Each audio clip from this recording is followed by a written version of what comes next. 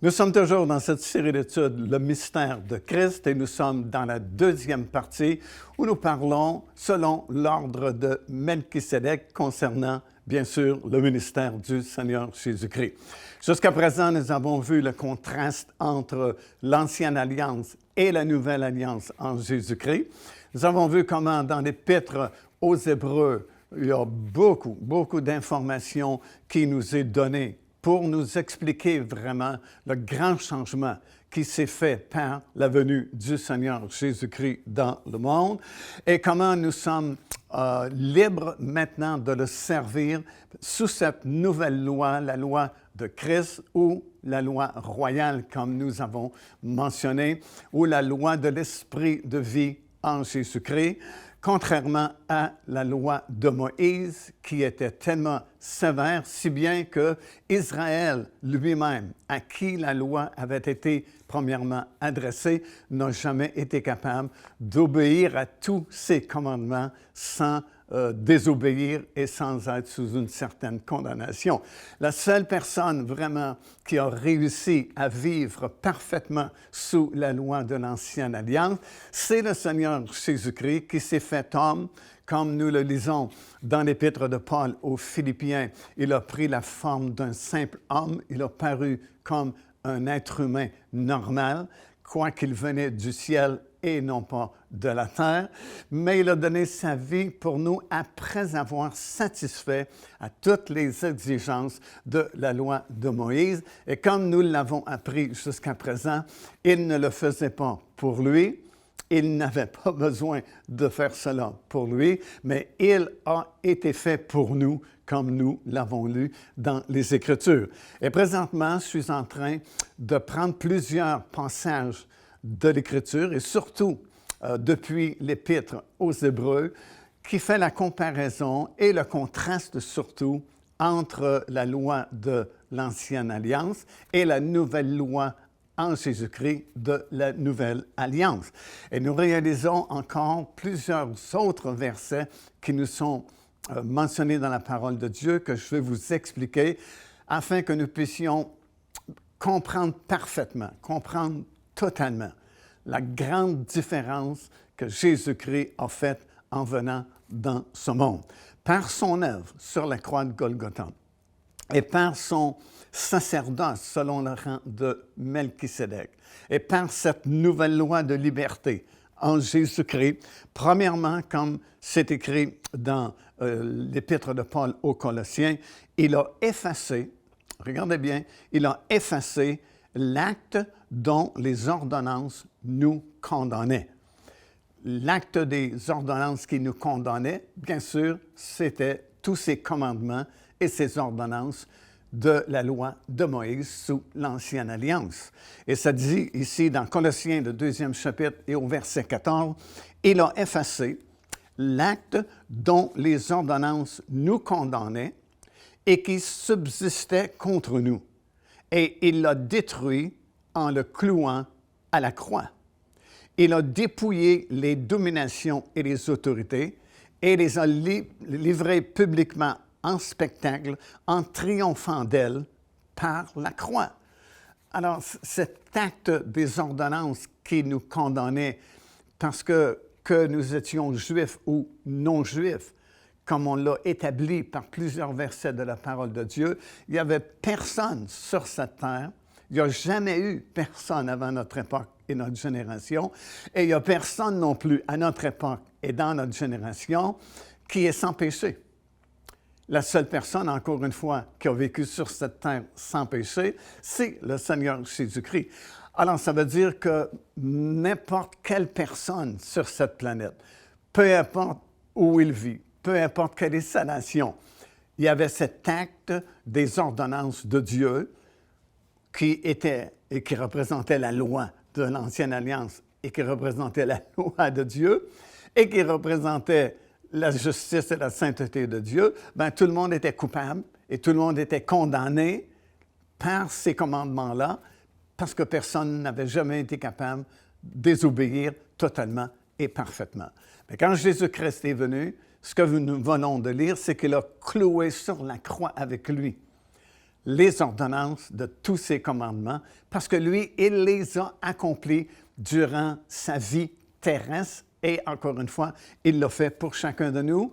Si, bien sûr, nous nous humilions, nous reconnaissons notre besoin et nous acceptons l'œuvre qu'il a accomplie pour nous et nous devenons un enfant de Dieu. Deuxièmement, ça dit qu'il a anéanti par sa chair la loi dans ses ordonnances et dans ses prescriptions. Éphésiens 2e chapitre, le verset 13, ça dit ceci, « Ayant anéanti par sa chair la loi des ordonnances dans ses prescriptions. » Ce que nous allons apprendre un peu plus tard dans notre série d'études, c'est que lorsque Jésus-Christ était crucifié sur la croix de Golgotha, et comme nous lisons ici, il a anéanti par sa chair la loi et ses ordonnances, bien nous étions crucifiés avec lui. Imaginez. Troisièmement, il a aboli l'ordonnance antérieure parce qu'elle était devenue inutile. Et dans Hébreux chapitre 7, ça dit, il a ainsi aboli une ordonnance antérieure à cause de son impuissance et de son inutilité. Quatrièmement, il nous a libérés de la loi qui n'était qu'une école pour nous conduire à Christ. C'est ce que nous lisons dans Galates 3e chapitre et le verset 24. Et finalement, il a accompli toute la loi pour nous. Matthieu chapitre 5 et le verset 17. La Bible dit, « Ne croyez pas que je suis venu pour abolir la loi, mais pour l'accomplir. » Il l'a accompli, encore une fois, pour chacun de nous. Et puis, c'est pour ça que nous sommes libres, c'est pour ça que nous pouvons le servir dans un esprit nouveau et le servir en toute liberté, sans condamnation, parce que Christ l'a fait à notre place. De plus, la Bible confirme, ou déclare plutôt, que la loi avait été imposée uniquement jusqu'à une époque de réformation.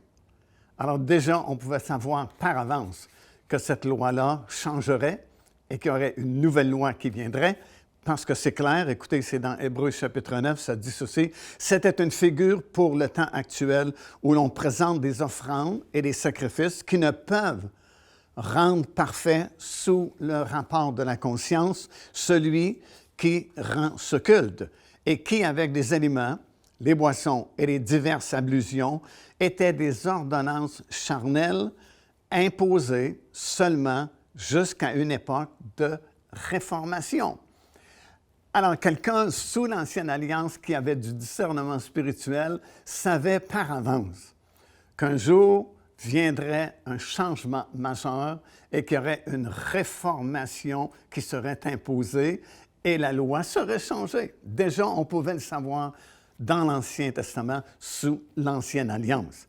Alors, à plus forte raison, maintenant que Jésus-Christ est venu et que nous voyons les bénéfices de l'œuvre qu'il a accomplie pour nous, à combien plus forte raison, nous devons le savoir que nous ne sommes plus sous la même loi et que la loi de l'Ancienne Alliance, que la loi de Moïse avait été donnée uniquement jusqu'à une époque de réformation.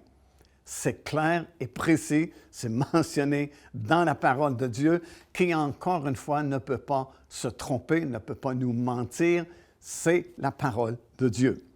Huitièmement, dans Galates chapitre 4 et le verset 21, la Bible déclare que l'Ancienne Alliance a été chassée comme la femme esclave et son fils, qui représentent, comme ça dit dans l'Épître de Paul aux Galates, le mont Sinaï ou la loi de l'Ancien Testament ou de l'Ancienne Alliance. Selon Hébreux chapitre 8 et au verset 7, l'Ancienne Alliance a été remplacée carrément par la nouvelle Alliance en Jésus-Christ. C'est ce que nous lisons dans Hébreux chapitre 8 et le verset 7. Ça dit ceci, « Si la première alliance avait été sans défaut. » Et lorsqu'on parle de défaut, ici, on ne parle pas de la loi de l'Ancienne Alliance, parce que, comme nous l'avons vu, elle était parfaite. Ce qui la rendait inutile, c'est nous, parce qu'à cause de notre faiblesse, nous n'étions pas capables de satisfaire à toutes ces exigences.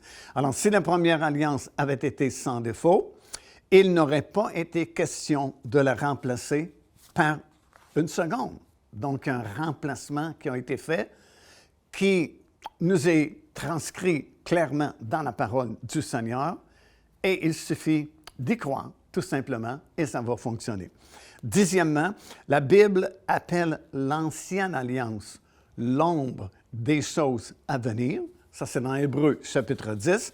Ça dit, en effet, la loi qui possède une ombre des biens à venir et non l'exacte représentation des choses ne peut jamais, par les mêmes sacrifices qu'on offre perpétuellement chaque année, amener les assistants à la perfection. Puis dans Galates, le 2e chapitre et au verset 16, ça dit ceci, « Que personne donc ne vous juge au sujet du manger ou du boire, ou au sujet d'une fête, d'une nouvelle lune ou des sabbats. C'était l'ombre des choses à venir, mais le corps est en Christ. » Alors, encore une fois, nous voyons par ces paroles que tout ce qui était sous l'Ancienne Alliance, toutes les prescriptions, toutes les ordonnances, ce n'était qu'une ombre, figure des choses à venir, mais comme Paul l'enseigne ici, le corps est en Christ. Bon, écoutez, s'il y avait une ombre dans l'Ancien Testament, c'est qu'il y avait quelqu'un ou quelque chose qui faisait cette ombre-là. Et c'était Christ, bien sûr, qui déjà, qu'on voyait déjà son ombre dans l'Ancien Testament, parce que comme nous avons vu dans cette série d'études, presque à chaque livre ou à chaque livre de l'Ancien Testament, il y a quelque chose qui parlait au sujet de Jésus-Christ qui devait venir un jour. Donc, il y avait cette ombre que nous pouvions voir dans l'Ancienne Alliance ou dans l'Ancien Testament. Mais quand Christ est venu, le corps était là. Donc, il n'y a plus besoin d'ombre, on a le corps qui est là.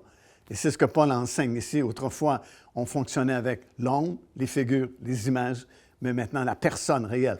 C'est comme si vous aimez beaucoup une personne, elle est en voyage et vous avez sa photo et vous regardez la photo. Mais lorsque la personne est revenue, ben, vous allez regarder la vraie personne plutôt que la photo.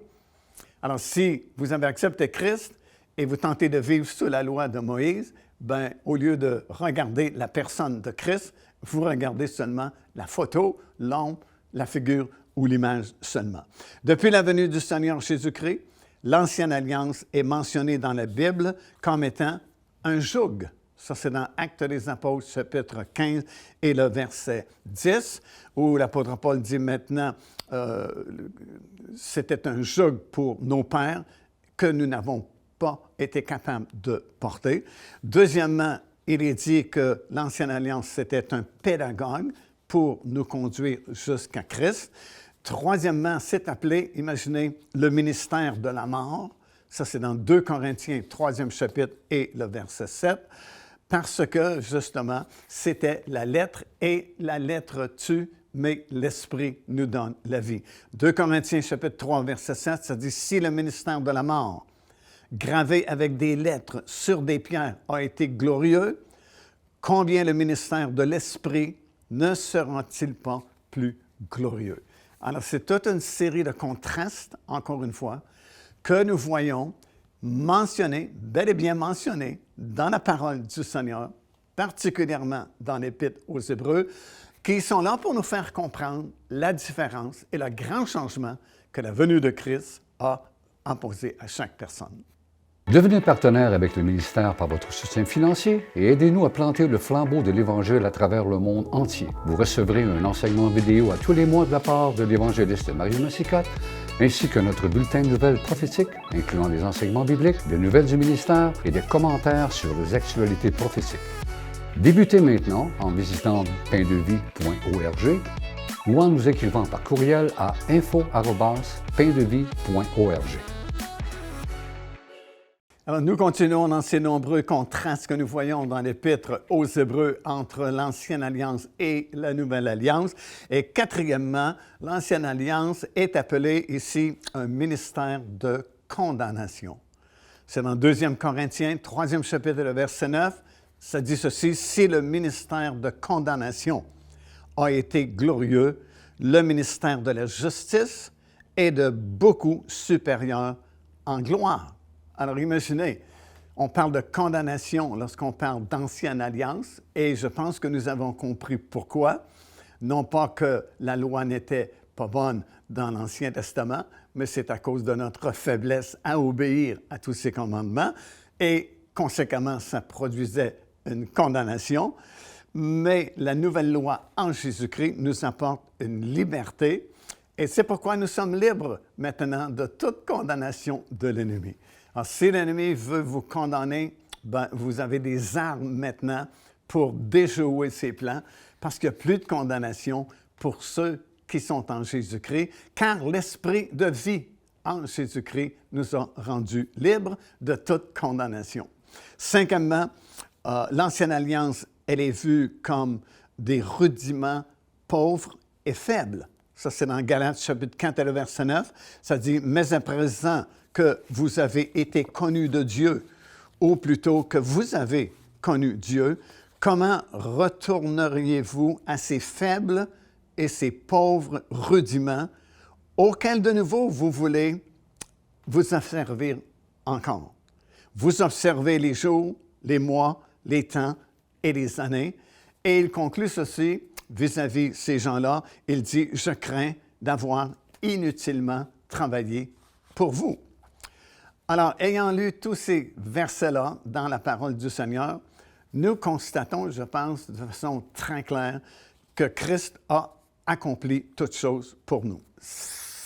Si bien que nous nous confions totalement en lui pour être acceptés devant Dieu, et nous n'avons pas de complexe d'infériorité lorsque nous nous approchons de Dieu, parce qu'on ne vient pas, encore une fois, en notre nom, nous venons couverts du manteau de justice que Christ a acquis pour nous. Si nous décidons de vivre sous la loi de l'Ancienne Alliance ou la loi de Moïse, alors il est dit clairement, dans Galates chapitre 5 et au verset 4, « Vous êtes séparés de Christ, vous tous qui cherchez la justification dans la loi, vous êtes déchus de la grâce. » Écoutez, c'est des paroles très dures. Ça dit, si vous cherchez à vivre selon la loi de Moïse ou la loi de l'Ancienne Alliance, c'est pas compliqué ce qu'il dit. Vous êtes séparés de Christ. Parce qu'encore une fois, vous ne pouvez pas vivre sous les deux alliances en même temps. Vous ne pouvez pas prendre une partie de l'Ancienne Alliance et une partie de la Nouvelle Alliance. Ça ne fonctionne tout simplement pas comme cela. C'est comme jouer à deux sports différents. Vous ne pouvez pas jouer au baseball avec les règlements du hockey.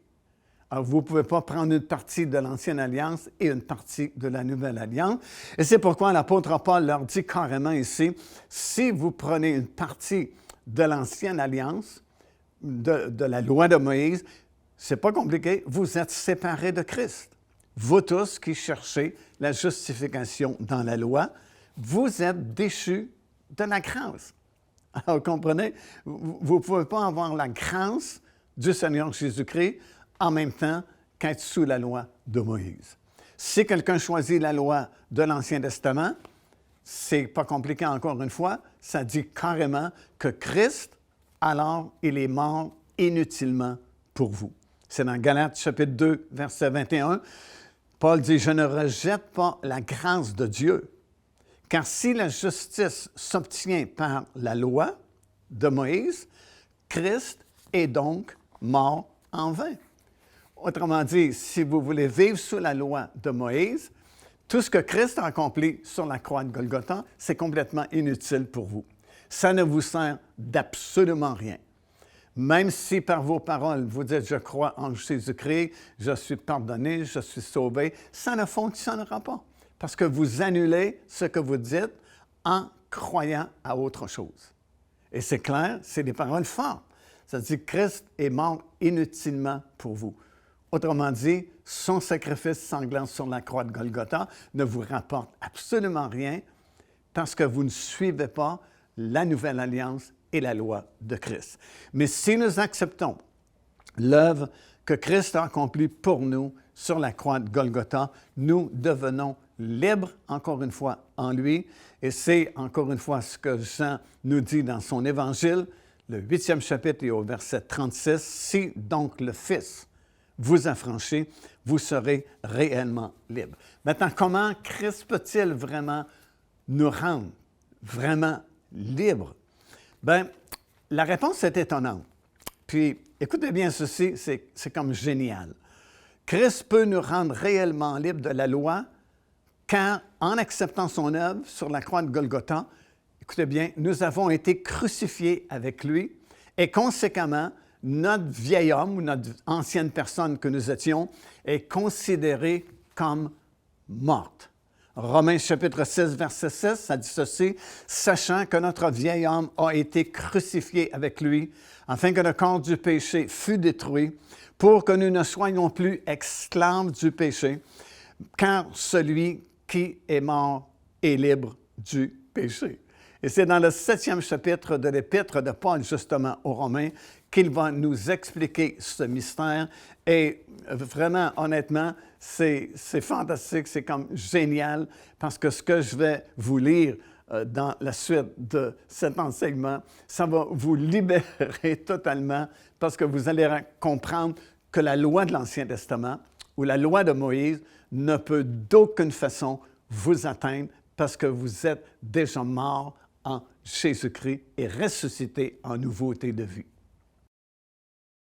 Alors écoutez bien ça, dans ce 7e chapitre du livre aux Romains ou l'Épître aux Romains que Paul a écrit, il va nous donner vraiment, il va nous faire comprendre, si vous voulez, notre nouvelle situation que nous vivons maintenant que nous avons accepté le Seigneur Jésus-Christ, en nous donnant l'exemple d'une femme mariée à un homme. Écoutez ce que ça dit, c'est dans Romains, chapitre 7 et le verset 2, ça dit, qu'il nous explique qu'une femme qui est mariée à un homme est liée par la loi à son mari aussi longtemps que ce dernier vit. Cependant, si le mari meurt, elle est dégagée de la loi qui la liait à son mari. Et au verset 3, il explique que si du vivant de son mari, elle devient la femme d'un autre homme, elle sera appelée adultère. Mais si le mari meurt, elle est affranchie de la loi en sorte qu'elle n'est point adultère en devenant la femme d'un autre. Puis il va continuer au verset 4 en disant, de même, et là ça devient intéressant pour chacun de nous, de même, frères, vous aussi, vous avez été par le corps de Christ mis à mort en ce qui concerne la loi, pour que vous apparteniez à un autre, celui qui est ressuscité des morts, afin que nous portions des fruits pour Dieu. Puis il continue au verset 6 en disant, « Mais maintenant, nous avons été dégagés de la loi, étant morts à cette loi sous laquelle nous étions retenus, en sorte que nous servons dans un esprit nouveau et non selon la lettre qui a vieilli. » Wow, c'est quand même spécial. Lorsque Jésus-Christ a été crucifié sur la croix de Golgotha, en réalité, l'humanité au complet était en lui, parce qu'il donnait sa vie pour tout le monde sur la planète, pour tout être humain qui a foulé le sol de cette planète. Jésus-Christ le représentait lorsqu'il a été placé sur la croix de Golgotha. Mais dans Romains, l'Épître aux Romains, on dit souvent que c'est probablement l'épître la plus importante à comprendre et à recevoir la révélation par le Saint-Esprit, parce que, surtout dans les chapitres 6, 7 et 8 de l'Épître aux Romains, où vous trouvez de façon détaillée ce que je viens de vous lire et partager avec vous, et ce que nous apprenons en résumé, c'est ceci.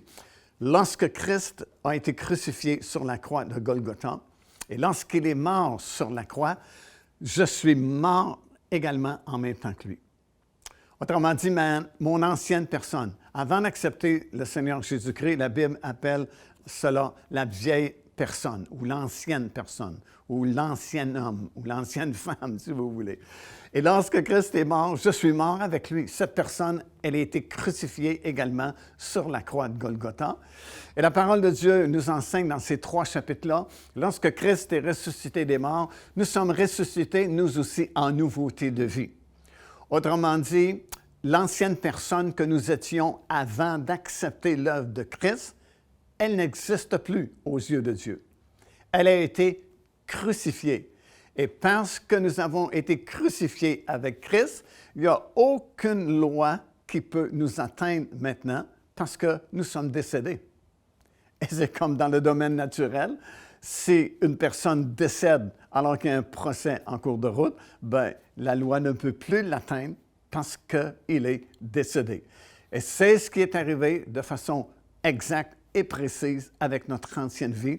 Nous avons été crucifiés avec Christ et c'est pourquoi nous sommes libres maintenant et il n'y a plus de condamnation pour ceux qui sont en Jésus-Christ parce que la loi ne peut plus vous atteindre et ne peut plus m'atteindre parce que j'ai accepté l'œuvre que Christ a accomplie pour moi en donnant sa vie sur la croix de Golgotha. Alors, ce que j'étais avant n'existe plus aux yeux de Dieu. L'ancienne personne que j'étais et l'ancienne personne que vous étiez avant d'accepter le Seigneur Jésus-Christ, aux yeux de Dieu, cette personne, elle est décédée. Elle est morte et il n'y a aucune loi qui peut te punir maintenant parce que tu es mort. Et tu es ressuscité en nouveauté de vie. Bien sûr, un jour, il y aura la résurrection de notre corps physique. Nous recevrons un corps nouveau, incorruptible. Mais déjà, intérieurement, nous sommes une nouvelle créature. Nous sommes une nouvelle création. Paul va dire dans l'Épître aux Corinthiens, si quelqu'un est en Jésus-Christ, il est devenu une nouvelle créature. Vous êtes une nouvelle personne. Donc, l'ancienne est décédée. La loi ne peut plus vous atteindre parce que vous êtes mort et la nouvelle personne fonctionne sous une loi de liberté, la loi de liberté dans le Seigneur Jésus-Christ. Alors, c'est formidable parce que ça élimine toutes les accusations de l'ennemi contre nous, parce qu'il n'y a plus de condamnation, parce que cette vieille personne, elle est décédée et nous sommes quelque chose de nouveau dans le Seigneur Jésus-Christ. Car Dieu a tant aimé le monde qu'il a donné son Fils unique, afin que quiconque croit en lui ne périsse point, mais qu'il ait la vie éternelle. Téléchargez gratuitement l'enseignement dès maintenant. Le salut, c'est quoi? Au www.paindevie.org et recevez la grâce merveilleuse que Dieu vous offre.